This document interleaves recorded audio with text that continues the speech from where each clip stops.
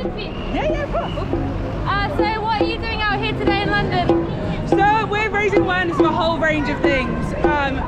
We have got the policing bill issue, which have just passed. There's nothing we can do about it now except keep making noise. Just reject it in its entirety and say no. We've got the online harms bill coming up, which is going to try and restrict our free speech online. We won't back down! We won't be silent, we won't be back down. And then also we've got the cost of living crisis.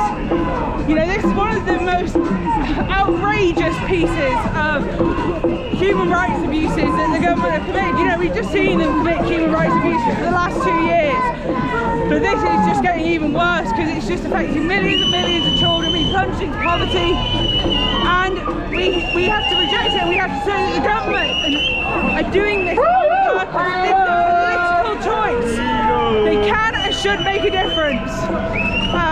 So yeah, we're here raising awareness for the Heat and Eat campaign, which you can find on saveourrights.uk or on any of our social media, where you can email your MP within 2 minutes and tell them that you want them to back the Heat and Eat campaign.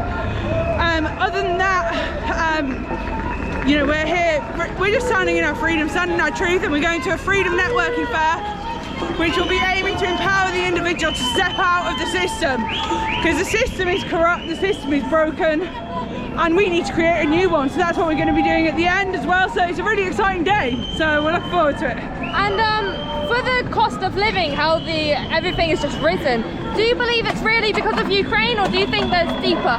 No, that's such a lie, because the government had announced the rises before the Ukraine thing happened. They'd announced they were going to rise the price cap of energy 54% before Ukraine. They're just using that as an excuse to make people feel bad, feel guilty and accept it.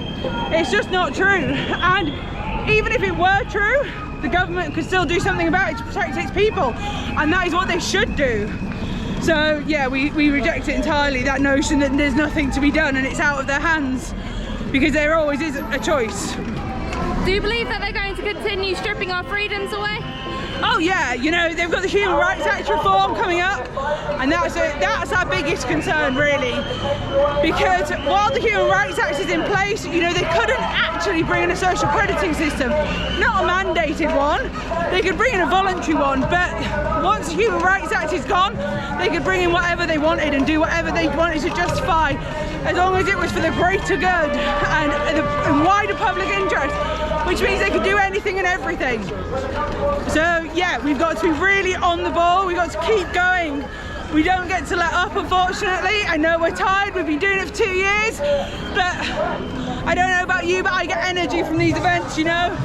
People are wonderful, you get so many hugs and smiles and claps and cheers, and we're not alone here, you know, we get our community.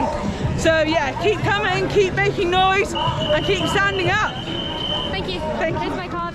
Thank you so much.